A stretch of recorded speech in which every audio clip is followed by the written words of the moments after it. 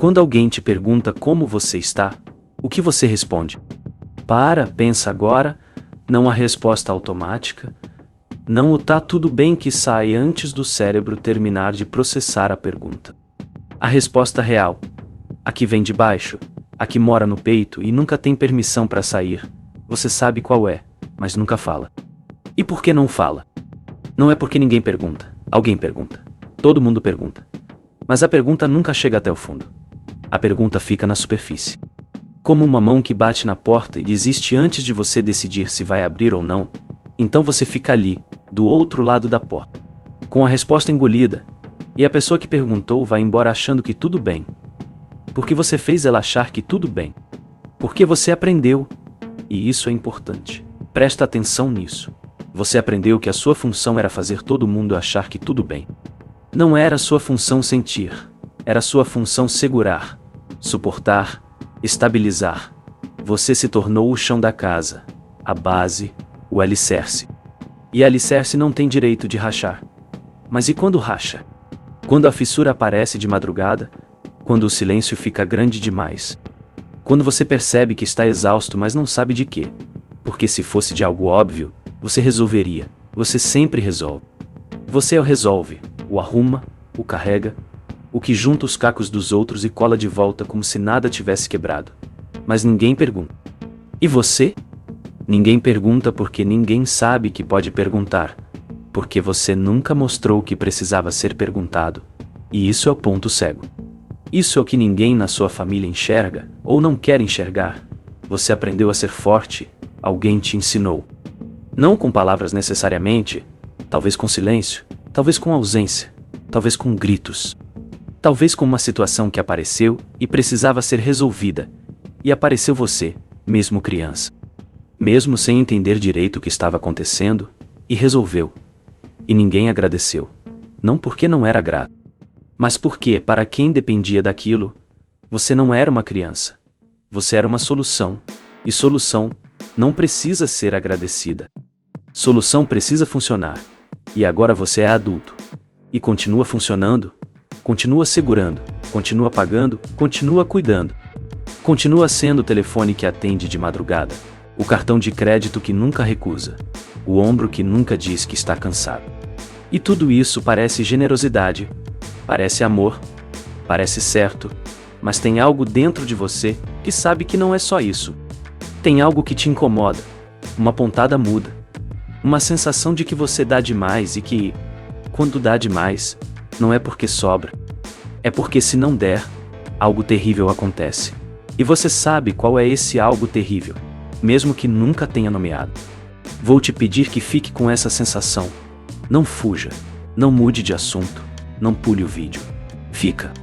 Existe um nome para o que aconteceu com você. Não é uma doença, não é um diagnóstico clínico que você leva a um médico e sai com receita. É algo mais silencioso, mais profundo, mais perigoso, justamente porque ninguém aponta e diz: olha, isso tem nome, isso existe. Isso acontece com mais gente do que você imagina. O que aconteceu com você tem nome. Chama-se parentificação emocional, parentificação. Pode parecer uma palavra técnica, fria, distante. Mas o que ela descreve é quente demais. É visceral demais. Parentificação é o que acontece quando uma criança, você, talvez, é colocada, pelo ambiente em que cresceu, no papel de cuidador emocional de um adulto, não de um irmão mais novo, não de um bichinho, de um adulto. Um adulto que deveria cuidar de você e inverteu a posição, precisou que você cuidasse dele, do pai, da mãe, do avô, da tia, de quem quer que fosse, e como você era criança. E como crianças fazem. Porque crianças são programadas para amar quem está perto.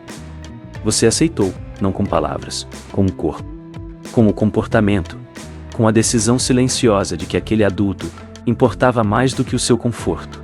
E aí você cresceu carregando isso. Não como uma memória, como uma identidade, você se tornou a pessoa que cuida, que resolve, que segura. Que não pode pedir ajuda porque pedir ajuda significaria admitir que existe uma falha, e falha não é algo que o forte admite. O forte não admite, o forte absorve, o forte transforma a própria dor em combustível, para continuar sendo o que todos precisam. Mas tem uma camada que você ainda não enxergou, e essa camada é a que importa. Porque ser o forte não é apenas uma posição que foi imposta a você. Com o tempo, se tornou uma escolha. E pior, se tornou um mecanismo de poder, não um poder visível, não um poder de quem manda ou grita ou controla abertamente, um poder invisível, silencioso, que funciona através da generosidade, através do sacrifício, através da culpa. Você descobre, sem querer, sem escolher, que ser indispensável dá a você um lugar no mundo. E esse lugar é tão raro, tão escasso, tão necessário para a sua sobrevivência emocional, que você não larga, mesmo quando te destrói. Parentificação emocional. É isso que aconteceu. E o que vem depois?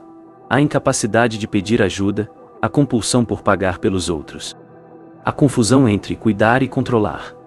É apenas a consequência de ter aprendido, antes de saber ler, que o seu valor existencial depende de ser necessário, de ser útil, de ser o que segura tudo quando tudo desmorona. Você não foi a única criança a passar por isso. E é por isso que preciso que você continue ouvindo. Porque o que vem agora é o que ninguém conta. O que ninguém conta porque desmonta a narrativa bonita de que você é apenas uma pessoa generosa demais para esse mundo ingrato. Houve um experimento. Não vou te dizer onde, não vou te dizer quem conduziu. Mas o que fizeram foi simples e, ao mesmo tempo, devastador. Separaram um grupo de adultos que tinham algo em comum. Todos cresceram como os responsáveis emocionais das suas famílias. Todos carregavam a marca do forte, do que cuida, do que não pede. Levaram essas pessoas para uma sala e deram uma tarefa simples: pedir ajuda, não ajuda financeira, não ajuda prática, ajuda emocional. Pedir a alguém que ouvisse, que acolhesse, que dissesse eu sinto por você, sem resolver nada, sem fazer nada, só ouvir. O que aconteceu foi que a maioria não conseguiu. Não é que travassem, é que algo dentro deles ativava uma resposta de perigo. Pedir ajuda gerava nos corpos dessas pessoas a mesma reação que a ameaça gera: cortisol subindo, coração acelerando, uma sensação de que estavam se expondo, de que estavam entregando uma arma para o outro. Por quê?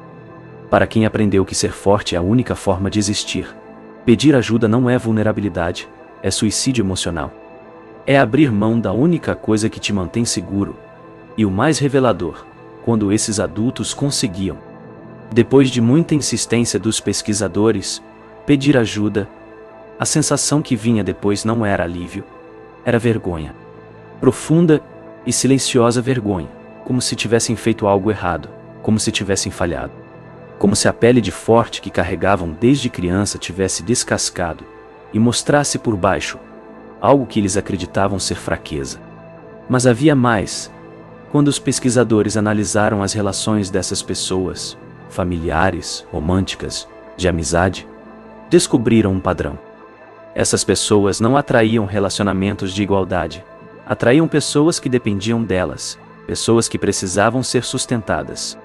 Pessoas que, de alguma forma, reforçavam a tese de que você existe para servir. E quando aparecia alguém que oferecia ajuda de verdade, genuína, sem segundas intenções, essas pessoas rejeitavam, não por ingratidão, por incompreensão. Porque receber sem dever algo em troca era um código que o sistema emocional delas não conseguia processar. Documentos revelaram algo semelhante em dinâmicas familiares onde a criança mais velha, quase sempre a mais velha, assumia funções que não eram dela: cuidar de irmãos, mediar conflitos dos pais, organizar a casa, acalmar crises. E ao fazer isso, não era recompensada com afeto verdadeiro, era recompensada com reconhecimento funcional. Você é muito responsável. Sem você, nada funciona. Você é o único em quem eu posso confiar. Frases que parecem elogios, mas que na verdade são correntes. Porque transformam uma criança em peça de engrenagem. E engrenagem não pode parar.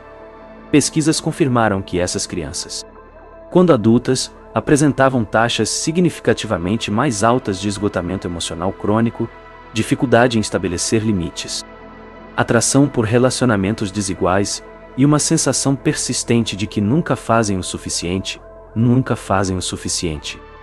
Mesmo quando fazem tudo, mesmo quando dão tudo, o bastante nunca é definido por elas, é definido pela necessidade do outro. E a necessidade do outro é um poço sem fundo, e aqui está a revelação que muda tudo. Você não é generoso porque escolheu ser. Você é generoso porque aprendeu que generosidade é a única moeda que garante que você não será abandonado. É uma transação. Só que a moeda é emocional e o preço é a sua identidade. Para entender como isso funciona, você precisa parar de olhar para o resultado e olhar para a engrenagem. Não o que você faz, mas o que move o que você faz. Não o gesto de pagar a conta, não o gesto de resolver o problema do outro, mas o que acontece dentro de você no segundo anterior a esse gesto, porque ali naquele segundo está tudo. Imagine que dentro de você existe um medidor invisível, como aqueles relógios de pressão arterial que ficam no pulso. Esse medidor não mede pressão, mede algo mais invisível e mais letal. O seu valor percebido, não o seu valor real. Você nem sabe qual é esse, o valor percebido, o que você acredita que os outros enxergam quando olham para você. Para a maioria das pessoas, esse medidor oscila. Tem dias bons, dias ruins, momentos de dúvida e momentos de clareza. Para você, não. Para você, esse medidor funciona de um jeito diferente. Ele sobe quando você faz algo pelos outros e despenca quando você não faz. E isso não é escolha consciente, é programação. É como um software que foi instalado quando você era muito pequeno para ter voz no contrato. Alguém. Talvez seu pai. Talvez sua mãe. Talvez o ambiente inteiro. Ensinou ao seu sistema nervoso que amor e utilidade são a mesma coisa. Que ser amado é ser necessário. Que ser necessário é ser relevante. E que ser relevante é a única alternativa para não desaparecer. Agora siga comigo. Se o seu valor depende do que você faz pelos outros, então pedir ajuda é o gesto mais perigoso que existe na sua vida. Porque pedir ajuda é dizer: eu não consigo sozinho, e não conseguir sozinho, para quem aprendeu que precisa ser o forte. É como tirar o chão debaixo dos pés. É a ameaça existencial mais profunda que você conhece, não a morte, não a doença. A inutilidade temporária, o não ser necessário por um momento. Então, o que faz o seu sistema quando sente que precisa de ajuda? Ele não pede, ele calcula, ele procura o jeito de resolver sozinho, se não resolve sozinho. Encontra alguém para resolver, e aí paga a conta, assume o problema, carrega o peso, e quando faz isso, o medidor sobe de novo. E você se sente seguro? Por um tempo, até o próximo problema, até a próxima crise, até a próxima pessoa que precisa de você. Tem uma camada ainda mais profunda que poucos enxergam. E essa camada é onde mora o controle. Porque quando você é o que resolve, você também é o que decide. Você decide o que é prioridade. Você decide o que merece atenção. Você decide quem pode pedir e quem não pode. Você decide quando alguém está exagerando e quando o problema é real. Não com autoridade explícita, não com gritos ou imposições, mas com a gravidade silenciosa da sua presença indispensável. A família orbita ao redor de você, não porque você mandou, mas porque, se você sair da órbita, tudo desestabiliza, e todo mundo sabe disso, inclusive você. E é aí que a coisa se inverte de um jeito que dói de olhar. O forte não é forte por escolha. O forte é forte, porque se alguém não for forte, a estrutura cai, e a estrutura não é feita de tijolos, é feita de emoções não ditas, de necessidades não atendidas, de sentimentos que todos na família empurram para debaixo do tapete. E você é a pessoa que varre o tapete. Isso é controle, mas um controle que ninguém chama de controle, porque vem embalado em sacrifício, vem coberto de boas intenções, vem temperado com frases como eu faço porque amo, e ninguém questiona. Porque questionar seria ser ingrato e ingratidão. Para quem vive nessa estrutura, é o pecado original. Agora vou te pedir para pensar em algo que talvez nunca tenha pensado. Alguém sabia. Alguém na sua família, talvez mais de uma pessoa, sabia o que estava acontecendo com você. Sabia que você não era forte por natureza. Sabia que você estava carregando algo que não era seu. Sabia que você era uma criança fazendo trabalho de adulto. E essa pessoa escolheu não fazer nada. Escolheu deixar você onde estava. Isso não foi acidente. não foi ignorância. Foi uma decisão. Talvez não consciente no sentido deliberado, mas foi uma decisão sustentada por anos, por décadas, por uma vida inteira de não agir. De ver e não enxergar. De perceber o peso nos seus ombros e dizer, ele dá conta. De notar que uma criança de 10 anos estava mediando brigas de casal e achar normal. De ver que você não brincava como as outras crianças porque estava ocupada cuidando de gente grande e achar que era amadurecimento precoce. Elogiar, orgulhar-se e continuar fazendo absolutamente nada para mudar. Por quê? Porque mudar significaria reconhecer que o ambiente que criaram estava doente. Mudar significaria admitir que o adulto ali, o pai ou a mãe ou qualquer figura de autoridade estava falhando. E falhar não era uma opção. Não naquela família, não naquela estrutura. Então era mais fácil transformar a falha em virtude. Era mais fácil olhar para você e dizer que criança madura do que olhar para você e dizer que criança abandonada emocionalmente. A diferença entre as duas frases é enorme, mas a segunda exige coragem que a família não tinha. E quando você cresceu e começou a dar sinais de que algo não estava certo, cansaço, irritabilidade, uma tristeza que não tinha nome, uma soledade que aparecia no meio de gente, a resposta não foi acolhimento, foi desqualificação. Você está exagerando. Tudo na vida é assim. Outras pessoas têm problemas piores. Você é forte. Vai superar. Cada frase dessas é um tijolo no muro que separava você da sua própria dor.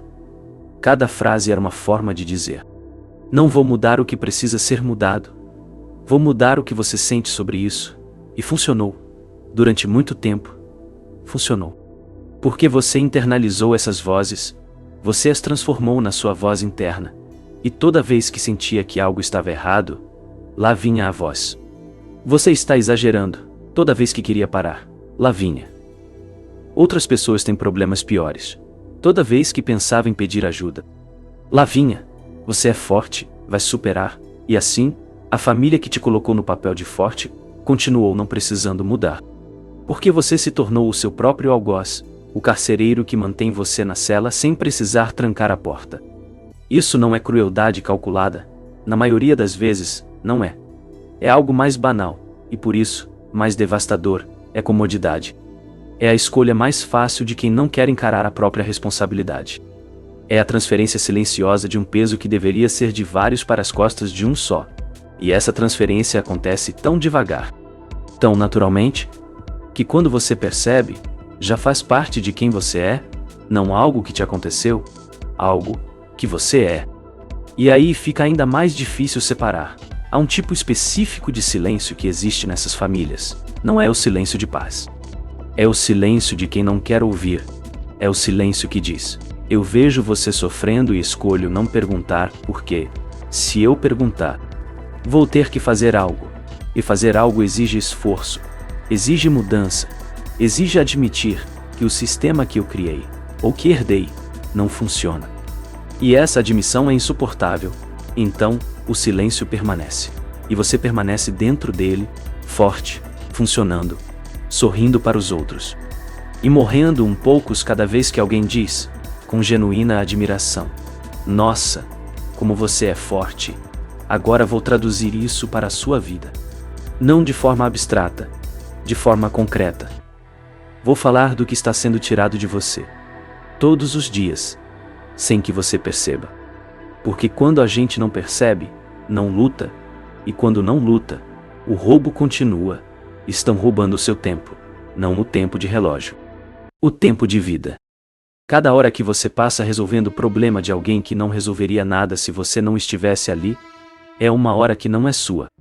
Cada telefonema de madrugada que você atende é uma hora de sono que você não recupera. Cada dinheiro que você empresta, e que sempre empresta porque dizer não é impossível, é dinheiro que você precisaria para algo seu. Mas algo seu nunca é urgente. Só o problema do outro é urgente. Só a dor do outro é real. A sua espera, sempre espera. Estão roubando a sua atenção. Você sabe o que todo mundo na sua família sente. Sabe quem está triste, quem está com raiva, quem está mentindo.